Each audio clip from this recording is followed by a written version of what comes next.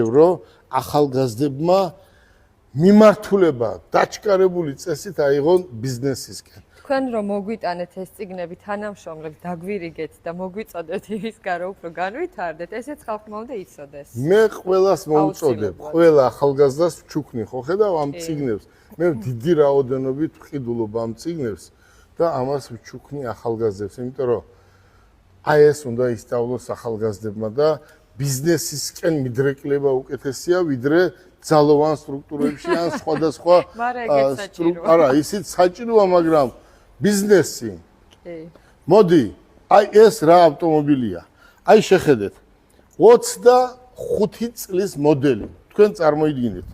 აი ნახეთ, აქ ნახეთ რა წერია. აი 25 წლის მოდელი.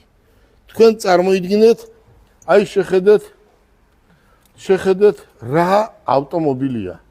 ამას რო არა, ისეთი არაფერი არ არის, ხომ არის? მომავლის მანქანა. დაბრძანდით? ვეძახი, მე პირადად ამას. აი შეხედეთ. შეიძლება დაიკარგო. აი შეხედეთ რა ავტომობილია. აი ეს არის ის ავტომობილი, პირდაპირ ქუჩაში დააყენებ, შენ წახვალ სამსახურში აირბენ და ავტომობილი თავისით დადგება პარკინგზე, ხო? მიდი აბა და მაჩვენე სხვა რომელი ავტომობილია. ეს BYD ძალიან მაგარი ავტომობილია და ფასიც რა აქვს. ეს ევროპაში 120,000 ევრო ღირს, ევრო. და საქართველოში აი მოდით გიო აჩვენეთ, შეხედეთ, აი რა ავტომობილია. აი მთლიანად ჭერი, რას ეძახით, პანორამა, ხო? აი შეხედეთ, მარინ. უყურეთ, აი შეხედე. 25 წლის მოდელი. 6, 7, 8, 10 კამერა აქვს, არ ვიცი, აი. და ამ ავტომობილს რამდენად გავყიდით ჩვენ?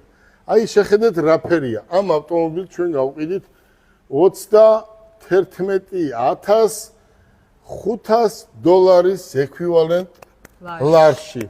და ეს ავტომობილი ძალიან მაგარი ავტომობილია. წამოუცებ, ეს არის BYD. აი კამერები და რა ვიცი, რა არა აქვს. მოდი ახლა ვნახოთ ეს ყავს ჩვენ ეს BYD და გვეყოლება დიდი რაოდენობით კიდევ და ვყიდით ყოველდღე თითოს მაინც აქ ამ ოფისში. აი ზიკერი. უყურეთ, ზიკერ 001 ხო? კი. მარიამ დაბრძანდით? აი მე რა სასწაულია. მომისმინე.